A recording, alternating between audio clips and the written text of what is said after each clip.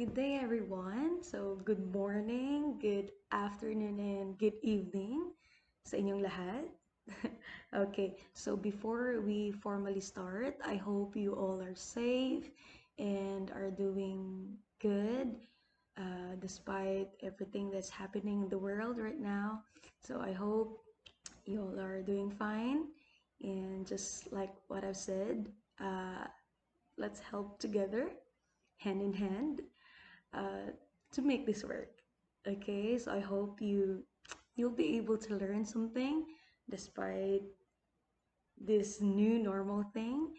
So I hope I could partake something to you. Okay, so before we formally start, my name is Christine Angel Quarteros.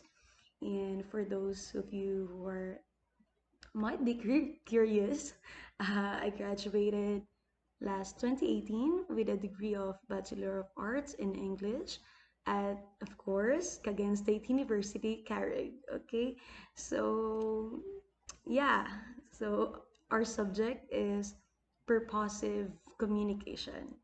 So this is our first lesson, and I know this might be a little awkward. Yeah, but again, we will work hand in hand to make this work. Okay, so yeah, purposive communication is uh, very important, is vital. Why? Because having a conversation is useless without a purpose. That's why it is called purposive communication, meaning you have to have a communication that is purposeful. Okay, so in our unit one, okay, so let's start with this one. Okay, so in our unit one, we will discuss communication processes, principles, and ethics. Okay, so like what I've said a while back, uh, we have to take note that effective communication is vital for success. Again, effective communication is vital for success. Why? Because uh, without communication, how could the world work, right? So um, I have read and I have heard, and I know you have heard this line, but people will forget what you said. People will forget what you did, but people will never forget how you made them feel. And how you made them feel will have a big impact on how you have chosen your words. Okay? So remember, the tongue has no bones, but it can break a heart. And yeah, so we have to be careful on how what words we speak and the way we communicate. That's it. So our goal, therefore, is to become fully developed, thoughtful, and persuasive communicator. So yun yung goal natin na after this subject, hindi lang siya subject eh. Dala-dala nyo na siya na maging effective communicator kayo, persuasive communicator. So every time you talk, always remember that you present yourself, your purpose, your ideas, and information to others. So, yeah, be mindful kasi kung ano na yung sabi mo, hindi mo na yun mababalik eh. Though, yun nga, sabi ko nga eh, they might forget it, but iba siguro ang naiparamdam mo. That's why they will never forget how you made them feel. Kaya, if you are ambitious and want to move up the ladder to success, you wish to have a positive impact on others, want to have your skills and talents recognized and rewarded, then you strive to be a successful communicator now. Now is the time to equip yourself with the mastery of the communication processes, principles, and ethics so that you will be prepared in your future jobs. Okay, so let's move on to this, the communication process. So I know some of you might know this, but there are five macro skills in communication. So we have listening, speaking, reading, writing, and viewing. And all of this uh, is under purposive communication. Okay, so again, communication is integrated in all parts of our lives, like in our family, community, workplace, and academic place. So, what's the importance of communication in family? Personally, uh, communication is very important because in a family, if we don't listen to understand with the intent to understand, then our family might not be that smooth as no, every family is not perfect, but if you have good communication skills, then maybe we can the bonds get tighter like that. So this is the reality. Most of us don't intend to listen to understand. Most of us intend to listen to reply. And that's the bad reality that's happening inside the family, right? So, pag ayaw mo, yung sinasabi ng parents mo, kahit nagli-listen ka nga, pero meron ka ng defense mechanism, right? So, meron ka ng panangga dyan, parang ganun. So, yun nga yung importansya ng communication, na hindi lang siya basta-basta pag-listen. It is to listen with the intent to understand. Okay? So, in the community naman, so and workplace, community and workplace, your ability to communicate is an important tool in your pursuit of your goals. Why? Kasi everyone you will ever meet knows something that you don't. Okay? So everyone is an expert in something. So, yeah, you need to listen and respect and yun nga, uh, communicate well. Okay? So, in our everyday lives, we are bound to communicate with people that have different beliefs, different attitude, different values, different culture. Kaya we need to be very mindful of that. And always remember that always enter a conversation assuming that you have something to learn. Okay? It's not always about you. Okay? So enter a conversation with the intent to understand and know something, that always remember that everybody's an expert in something, and yeah, always be willing to learn. That's very important in purposive communication, or having a purposeful communication. Okay, so yeah, let's move to this one. So communication is integrated in all parts of our lives. Okay, so we have academics. So yeah, academics. So communication skills are tied to academic success. So students who are good at writing and speaking perform better not only in the English classroom but also in the content areas and all other areas of learning. Kaya kailangan talagang i-maximize mo lahat ng ways to improve your writing and speaking skills. Why? Kasi hindi naman yan talaga pang intended for English classroom lang eh. You will need writing skills in your uh, paperworks, sa mga thesis nyo, or speaking skills kapag nagre-recite kayo sa classroom, so on and so forth. So, kailangan talaga ang communication skills sa academics. Remember, 5 skills ang communication skills, right? So we have reading, writing, speaking, listening, and viewing. Okay? So next, we move on to professional. Okay, professional is desired communication skills varied from one career to another. Okay, so being able to communicate leads to a harmonious relationship within the organization. So yun yung sinasabi ko kanina.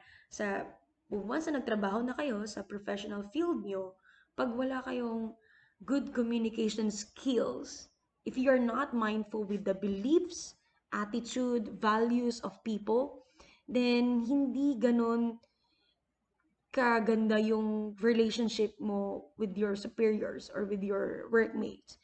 Kaya ganun na lang kaimportante ang communication. Okay? So, personal. Sa personal naman, the skills to talk with fluency and write with efficiency lead to a person's achievement of his aspirations.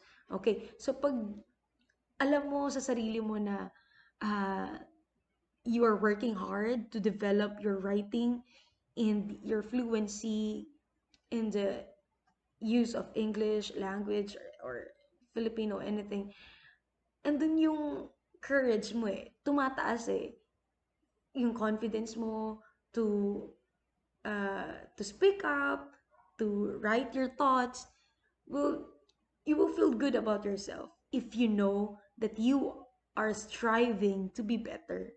Okay? So always work on your communication skills, always. Okay, and last one is the civic. So we all know that one cannot live alone. So being able to blend with the community is satisfying endeavor. Kasi, yun nga, hindi naman tayo lahat kukulong. Well, exemption ngayon kasi lockdown. Pero, na-realize natin ngayon, di ba, na we cannot live alone. Though, minsan, na-appreciate natin yung silence, but minsan, silence is nakakabingi or deafening, okay? So, this can only be done when a person can communicate his, her ideas with different people coming from different backgrounds in the community.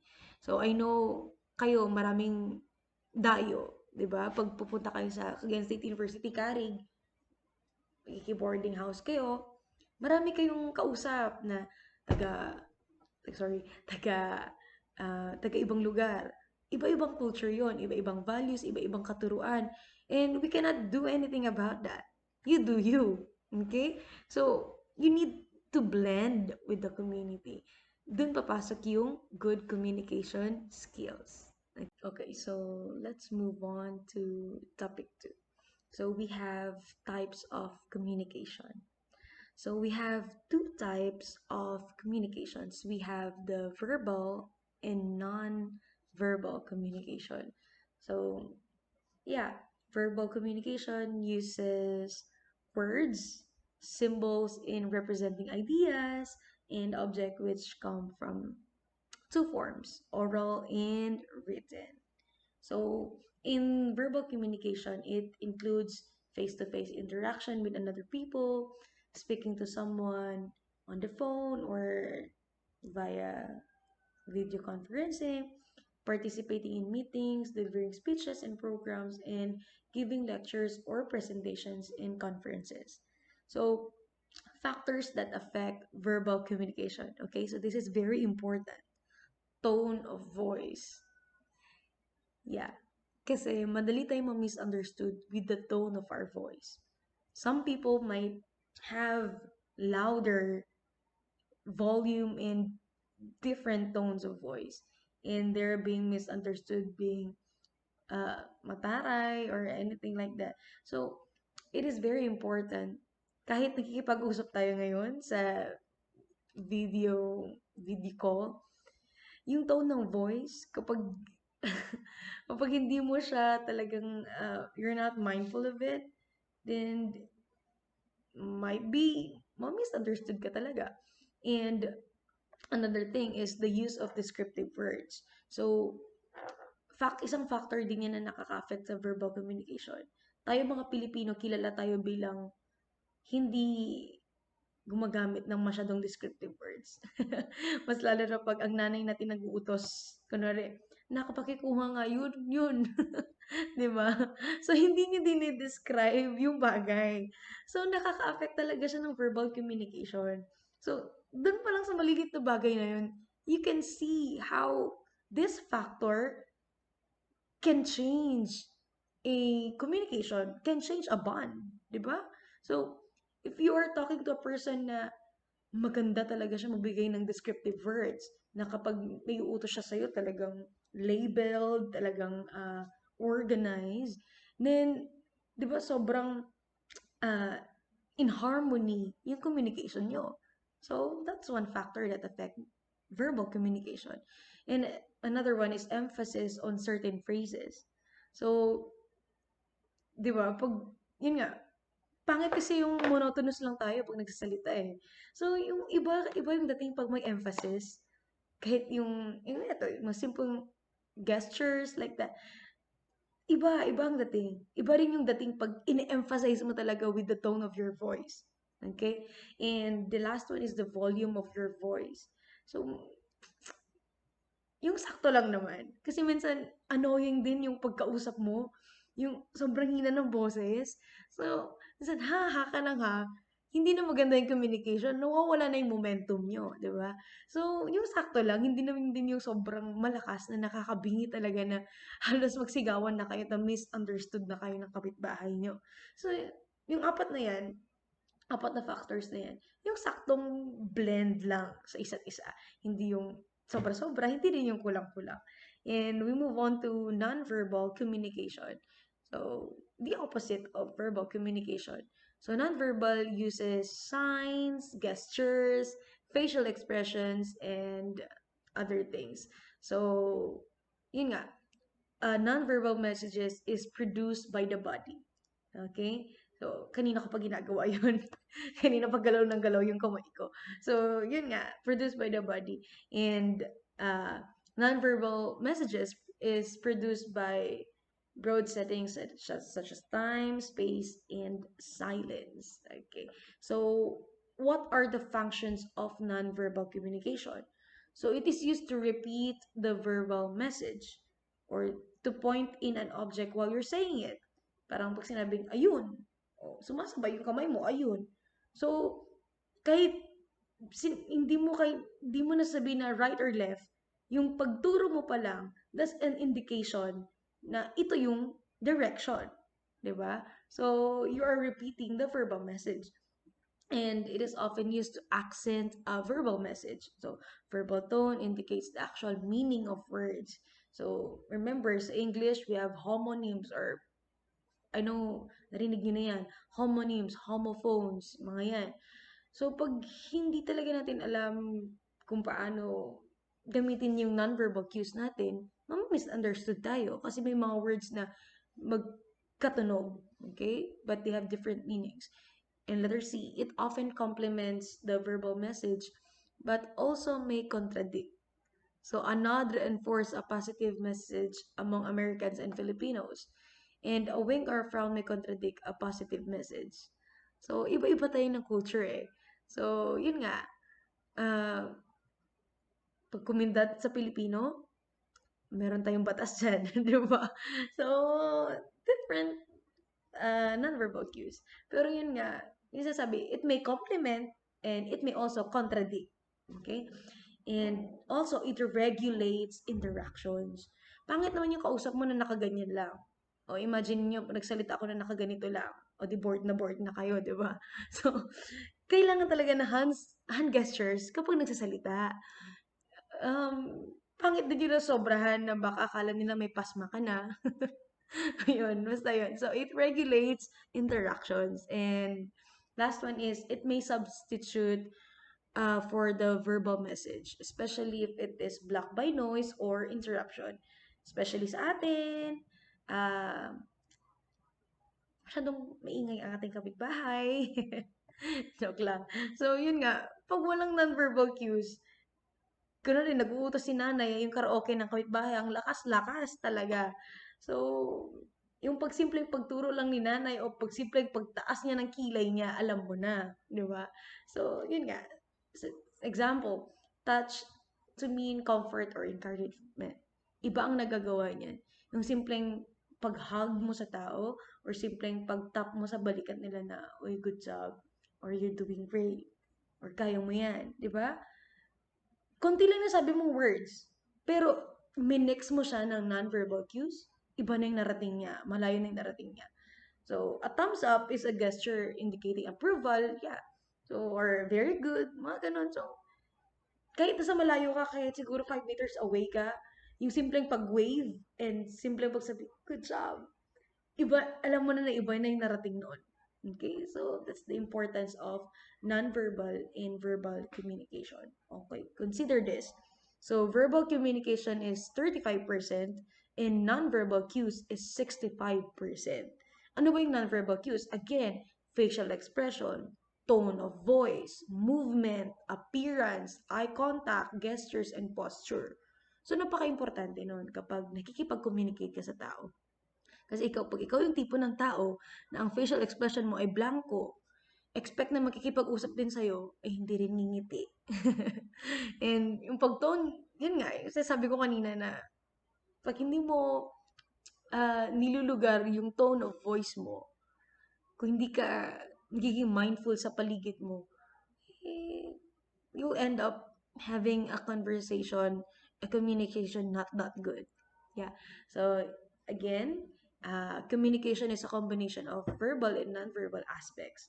Proper blending of the two types of communication make the message clearer. Okay. So let's move on to topic 3. So the elements and the process of communication. So I know napag-aralan niyo na to sa senior high, pero alam kong very aware na kayo sa communication cycle. So we have the sender, the message, and the receiver. Okay, so let's move on. So what are the elements of communication? So number 1 is the sender. So this might be a person, group, organization who initiates communication. So she or he may be called the source, encoder, speaker, or communicator. So dito pa lang sa sender, dapat maayos na. Okay? Maayos na yung mood mo, maayos na yung pag-iisip mo. Kasi yung status ni encoder, status ni speaker, status ni source might affect the message. So the message is an element transmitted in communication. So it may consist ideas, opinions, information, feeling, or attitude of the sender. So yun yung sinasabi ko kanina. So in order to have a good conversation, it starts with you being the sender of the message. So your conversation depends on you. Okay? Depends on the source. Kasi dun manggagaling yung message. Sa'yo manggagaling yung message. Okay? So, next one, we have the channel. So, this one is very easy, a pathway or medium through which the message travels to reach its destination. So, it may be oral, written, visual, or right now, video call or video conference or what anything na natawag nyo dito o online platform, online learning. So, yun yung channel. So, ito yung kung paano tayo nagko-communicate sa isa't isa. Okay? So, next, we have the receiver. So, a receiver is a person who receives, analyzes, understands, and interprets the message. So, he or she can be also called decoder, reader, or listener. So, siya yung nag-analyze, nag-understand. And importante din sa receiver na maayos din yung kanyang lagay. Kasi, pag once na hindi maayos ang lagay ni receiver, might be ma-misunderstood ka rin. Kahit na yung sender ay maayos, pag si receiver ay hindi maayos, eh, hindi rin maayos. Okay. Feedback. So, this one is the receiver's response that provides information to the sender. So, the return process in which the receiver provides both verbal or nonverbal signals to show whether the message is understood or not. Okay? So, pag sinabi ko, usap tayo, understood? O sinabayan ko ng nonverbal cues. So, ito yung response mo rin, mag-feedback ka kung naiintindihan mo ba talaga. Mga ganon. And noise. Ito yung mga barriers ang humahadlang sa isang conversation. So, mga distortion, obstacle na nag-occur sa oral communication process. So, for example, tulad ngayon, nag-lesson tayo, madaling araw, biglang titila ako yung manok. So, that may be a barrier to you na imbes na yung focus yun na sa akin, mapupunta dun sa nagtitila ako ng manok. Ganon. And adjustment. So, done if the message is distorted or is not clearly understood by the receiver. So, pag sinabing, hindi ko naintindihan, pakiulit nga po ulit, or pardon. So, dun mag-adjust si sender. Okay? And context, it is the situation from which the communication is done. It includes settings or environment, family, workplace, school, religious communities. So, your environment affects on how you deliver your message. Right? Pag nasa family ka, iba yung pag-deliver mo ng message mo. Pag nasa school ka, iba din. Kapag nasa workplace ka, iba din. Pag nasa religious communities ka, iba din. And social relations, iba yung communication, pagkikipag-communicate mo sa friends mo, sa husband, wife, parent, child, colleagues, and so on and so forth. Scenes which include place, time, and occasion. Iba-iba lahat. Business meeting, job interview, social gathering, parties, weddings, etc. And culture, history, traditions, beliefs, norms, and values. So, your message really depends on the settings pa rin talaga in the context. Let's move on to the process of effective communication. Now, to communicate effectively, understanding the steps in this information exchange process is vital. So now we have 5 steps of the communication process. So we have first creation. So dito nag-start lahat. So it is forming the communicative intent where the sender generates and idea. So, dito mag-start lahat kung paano niya finorm ang kanyang idea. So, dun papasok yung think before you say something. And ngayon sa uh, generation natin, think before you click or think before you react din. Kasi, yun nga, yeah, be mindful. Yun nga sasabi ko, balik tayo doon. People may forget what you said, what you have done, but they will never forget how you made them feel. Yeah. So, next one, this requires the individual who is sending the message to decide what she or he wants to say and select a medium through which to communicate this information. This is very important din. Naiisipin mo, paano ko ba sasabihin sa kanya? Kasi may mga bagay na hindi pwedeng idaan sa text. May mga bagay naman na hindi rin pwedeng idaan sa personal or sa face-to-face. May mga bagay din na hindi mo rin pwedeng idaan sa phone call lang. So, dun sa creation, dun nag-start lahat. Pag-generate mo ng idea, pag-select mo, pag-iisip mo kung anong medium ang gagamitin mo is very vital, very important. And next, if the medium she selects is a written one, she must compose a concise and a clear message that others can understand. And if the medium is oral, he or she must plan out a clear spoken message. So, yun sinasabi ko kanina na dyan pa lang, dapat maayos ka na, dapat organize ka na. Kasi it will really affect your message. Next, we have transmission. So, sa transmission, the transmission may be as simple as meeting with the intended recipient of the message and orally sharing the message or calling the individual to communicate orally over the phone. So, if the message is a print one, it may include distributing a paper memo or sending an email. So, dyan pa sa transmission din, dapat maayos na yung naisip mo na yung intended recipient of the message mo. Dapat alam mo kung paano makikipag-communicate over the phone para matransmit mo properly yung message mo. Next, we have the reception. Reception is after transmitting the message. The communication duties change hands and fall upon the receiver of the message. So the message is obtained either from a written format, the sender selected, or by listening carefully as the message is delivered orally. Next, we have translation. Once receiving the message, the recipient must translate the message into terms that she or he can easily understand. Okay? So, tulad ngayon, nakikinig kayo sa akin, might be hindi nyo naiintindihan. So, once na narinig nyo, you listen carefully on how the message is delivered, then your mind immediately translates everything that I have said into a more more effective way that you can uh, in the level of your language.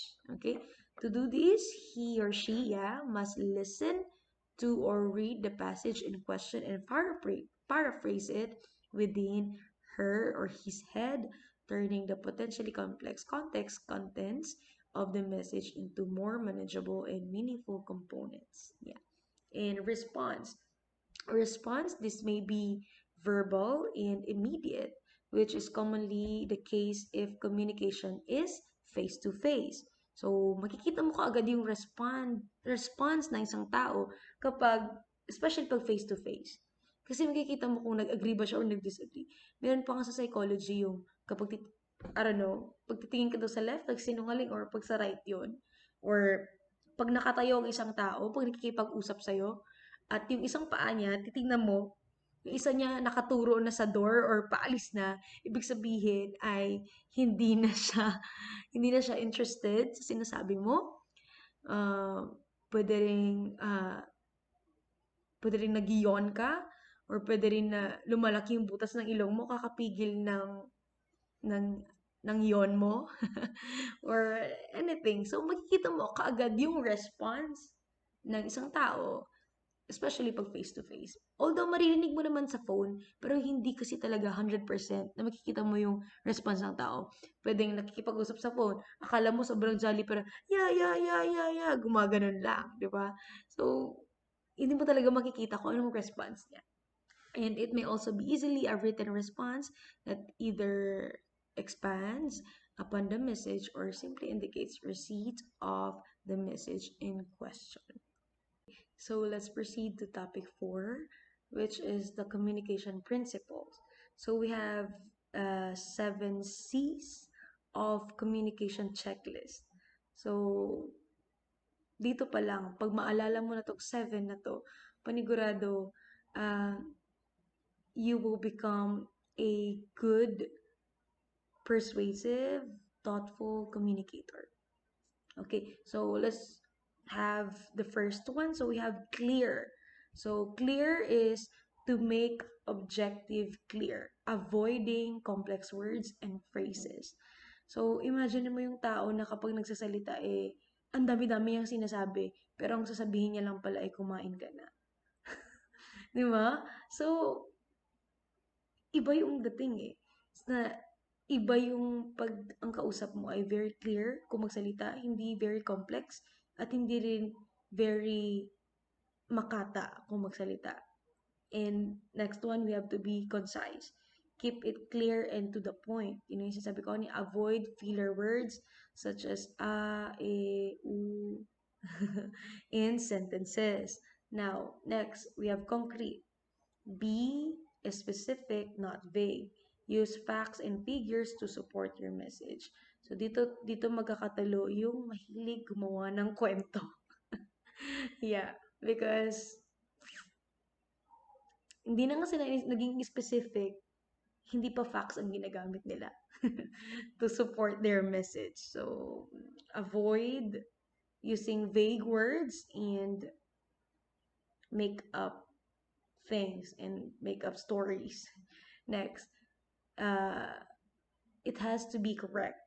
So avoid typos, use correct facts and figures, and use the right level of language. Always remember this. So, iba ang language mo kapag nakikipag-usap ka with your teacher, iba ang language mo kapag nakikipag-usap ka with your superiors at work, iba rin yung language mo kapag nakikipag-usap ka sa parents mo, and iba rin sa friends mo. So, always remember that you should have the you should have to know the right level of language, and then you need to be coherent. So does your message really make sense? So may purpose ba yung message mo? Parang ganon. So isipin mo, pagsasabihin ko ba to, anong purpose nun? Diba? Magiging mabuti ba yung environment ko? Magiging mabuti ba yung relationship nila sa isa't isa? O mas lalong paguguluhin ko? O magka-create ba ako ng away? So, always ensure that it flows logically. and avoid covering too much. And it has to be complete. So does the message contain everything it needs to? So include a call to action. So dapat complete yan para masabi natin na good message na. And you need to be courteous all the time. So being polite builds goodwill. Ensure that the message is tactful. Kahit sino pa man yan, kahit kababata mo, or mas bata sa'yo, or mas matanda sa'yo, or mas matalino ka sa kanya, or, yeah, always be polite and always ensure that the message has purpose and the message is delivered properly with the right attitude. Yeah. Now we proceed to topic 5, last but not the least. So this is one of the most important things in communication. This is the ethics in communication. So again, ethics is an integral part of communication. So when we communicate, we do not simply choose words. We choose words for the effect they will have on our audiences, on ourselves, and ultimately on the society. So always remember, what matters is not what you say, but how you say things. Again, what matters is not what you say, but how you say things. Always remember the factors that affect your communication. Okay? So thus when we communicate, we ask ourselves how harmful or helpful our words or our ways are.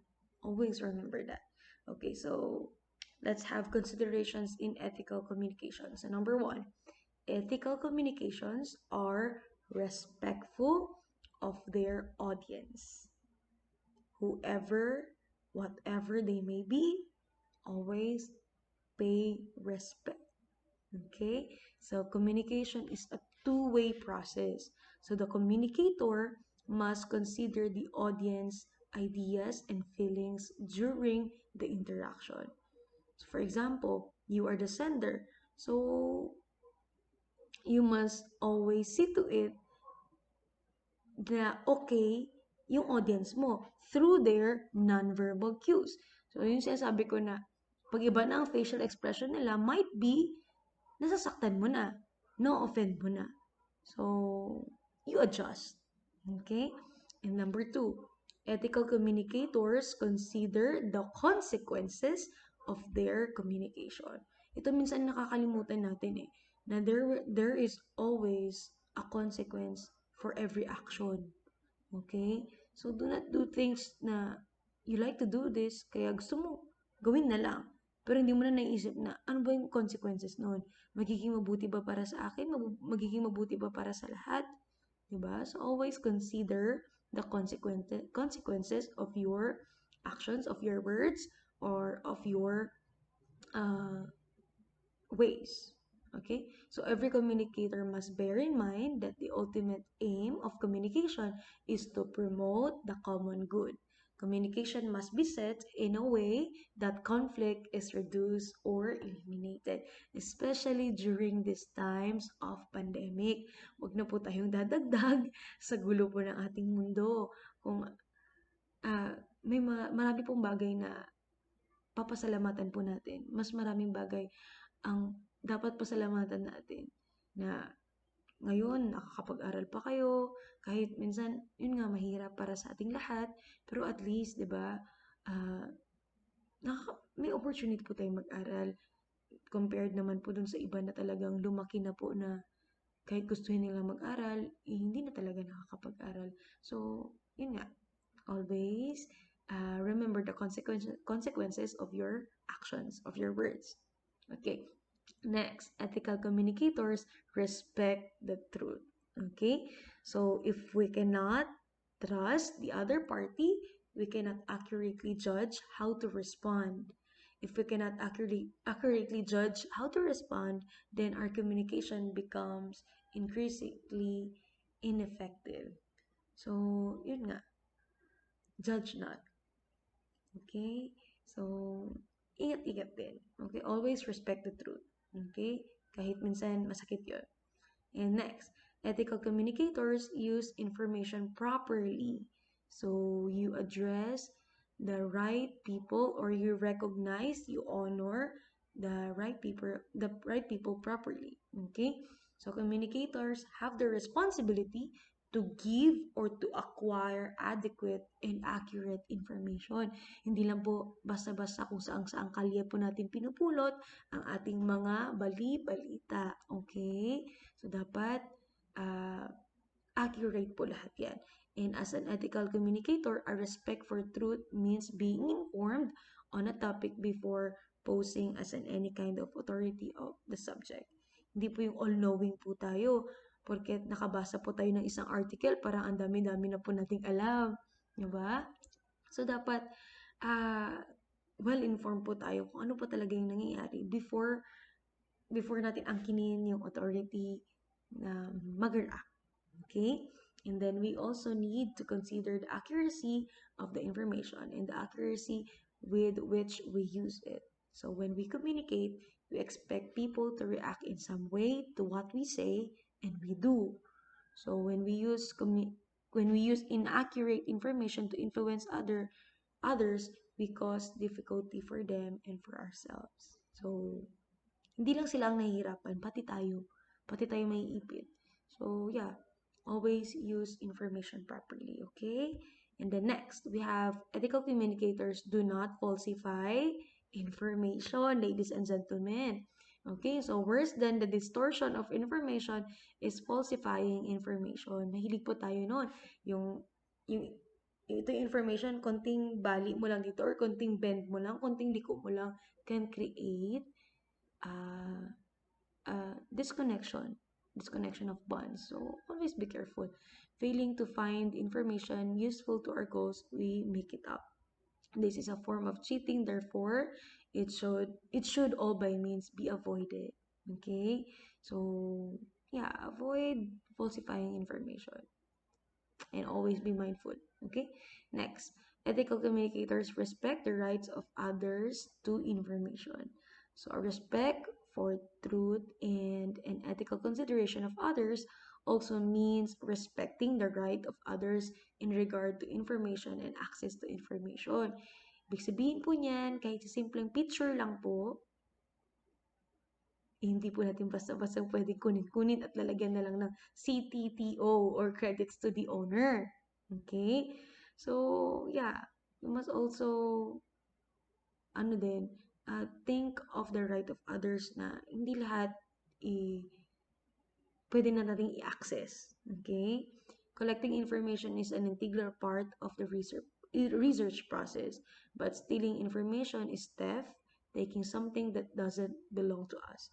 Beyond the personal act of theft, stealing information is unethical because it prevents other people from securing information and unnecessarily makes their lives more difficult.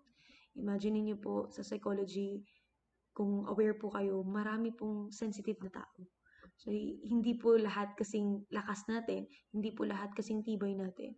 So, yung simpleng pagnanakaw natin ng mga pictures nila or pagsaside comments natin sa mga pictures nila may make or break person. So always, always, always think before you do something. Okay? Okay. To sum it up, in this chapter, you have learned the communication process, principles, and ethics. So you have now discovered the importance of communication in different aspects of your life, like in your family, in your community, in your school, and even in your workplace later on.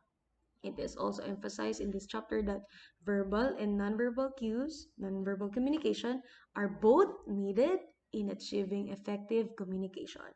It is very important to note that the participants of the communication process must consider the 7 C's, which are clarity of thoughts, conciseness, coherence, completeness, concreteness, correctness, and courtesy. Lastly, this chapter introduced to you the ethics of communication, which reminds you of the standards that you have to practice when participating in a communication process. So, yeah, that's all. So, I hope you've learned something. And yeah, if you have any questions, don't hesitate to message me. And see you in the next lesson. Bye for now. Take care, everyone. Always keep safe, keep praying, and this too shall pass. Okay, bye.